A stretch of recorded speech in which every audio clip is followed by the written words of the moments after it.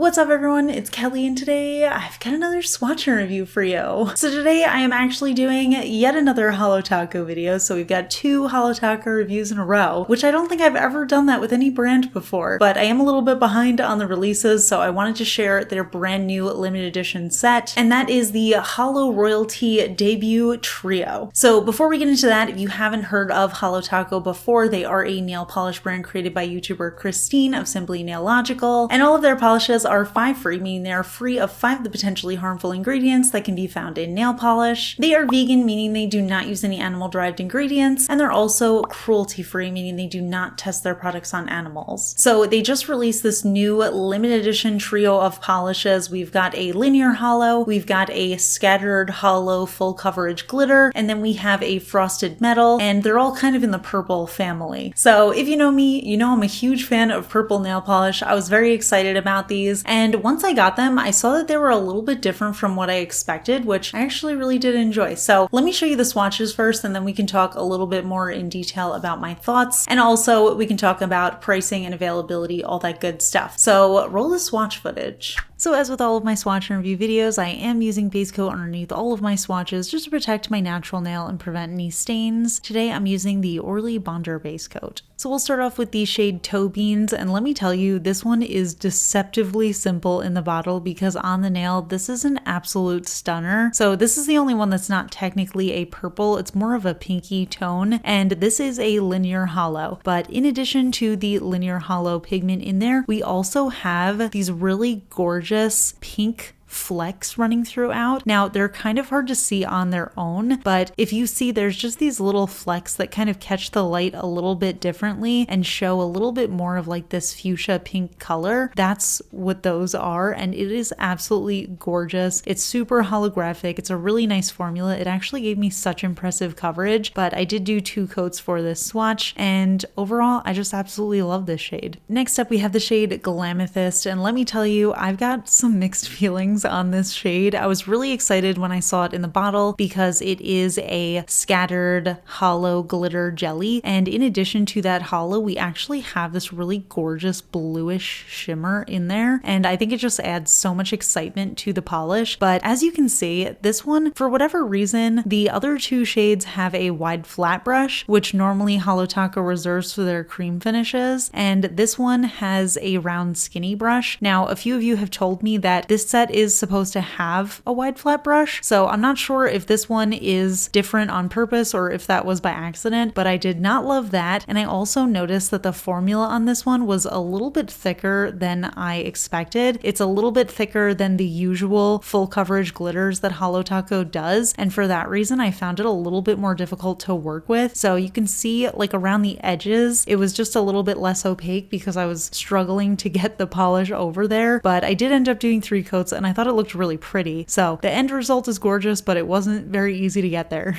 And last but not least, we have the shade Royal Crush, and this one is their frosted metal formula. So it's actually really interesting. It's kind of this silver flaky running throughout this purpley base. And then in addition to that, we also have a scattered holo sparkle running throughout. So I thought it was a little bit sheer on the first coat, but I got full coverage in 2, and I really actually liked the way that it looked in 2 coats. But just on a whim, I decided to try a 3rd coat, and I am glad I did because I feel like that's when that purple really started to pop and look super vibrant on my nails. Sometimes I do like a little bit more of a sheer look, so I appreciate having that option as well. But if you want that real punch of color, I think the 3 coats is the way to go. It looks so gorgeous. I love this deep purple shade, and I love that little subtle sparkle running throughout too. So here are the 3 shades together, and I have to say I absolutely love the way that they look together. Even though Toe Beans is technically a pink, I feel like seeing them side by side almost makes it look like a gradient into this rich royal purple color. So I definitely appreciate that. I love when trios have a different formula for each polish, and I just love the gradation of color here. So was very excited about this set. I think all 3 of them are really stunning as a complete manicure on the nail, and I feel like they work really nicely together too. So yeah, those are the polishes, and overall I actually did really enjoy them. I thought the colors were really pretty. I especially loved Toe Beans, but I also thought that Royal Crush was really gorgeous. And I have to say, I really appreciate Holo Taco stepping up the formulas. I feel like for a very long time, they were really focusing on fleshing out the basics in their collections. So like linear holos, creams, scattered holos. But what I really love to see in specialty finishes is when there's just like more than one thing going on. And I think we saw a lot of that in this trio. So like the extra flecks of color in the linear holo, the extra shimmer of color in the scattered holo, and then having the little holo sparkle running throughout the frosted metal. I thought those all gave it like a really elevated, exciting feel to the polishes and just made them feel a little bit more special than a regular linear holo or scattered holo. So I definitely really appreciated that. I was a little bit confused about the brush situation. I've heard from some of you guys that you were really excited for me because you know I love a wide flat brush and that this collection featured wide flat brushes. I'm not sure if it was an accident that my bottle of Glamethyst got a round skinny brush, but I did find that that made it a lot more difficult to use. I haven't had a problem with their scattered holos in the past, but I did find that this one was a little bit thicker and I think it would have benefited a lot from having a wide flat brush. So the brush situation was a little confusing. I tried looking into it online, but I didn't see anything on the Holo Taco website that talked about the round skinny brush versus the wide flat brush for this trio. So I'm not really sure if that was just an intentional choice or if that just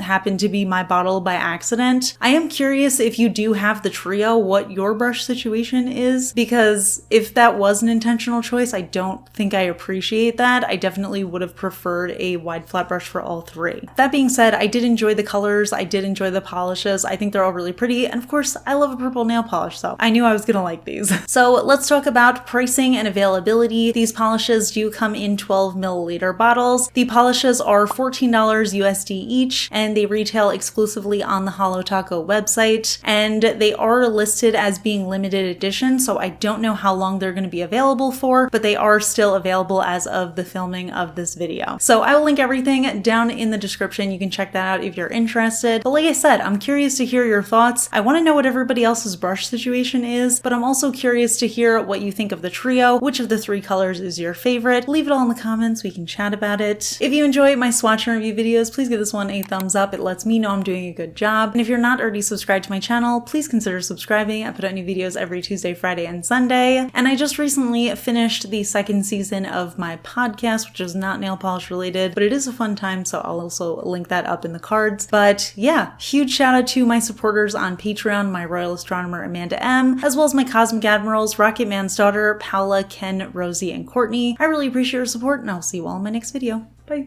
Today's fun fact question comes from Patreon supporter Chris, and Chris wants to know, you can take the girl out of New Jersey, but you can't take the New Jersey out of the girl. What is the most New Jersey thing about you? This is actually a great question because I feel like in real life, people clock all the time that I'm from New Jersey, I think specifically because of my accent, but online people do not hear it at all. And I think that's because there are words that I say a lot in real life that I don't really say on my main channel because I can't really imagine many uses for them on this channel. At the grocery store, like I'll say something about a bag and people will be like, are you from New Jersey? So I get that a lot at the grocery store specifically when I say bag. And what was the other? I think people were laughing when I said, like, what are you talking about? Because apparently people say talking or I'm sure I'm saying that in a weird way, but I definitely have a New Jersey accent and I feel like people can hear it a lot just in conversation. My also very New Jersey thing is that I'm not great at pumping gas. If you didn't know, New Jerseyans do not pump their own gas. It is illegal for you to pump your own gas in New Jersey. They have a gas attendant who comes over and does it for you. When I bought my car, I was living in Georgia, so I did have to learn how to pump my own gas, but there's just something about it that's just always gonna feel awkward for me. And I don't know how to overcome it. I try, but like whenever I do it, I'm like,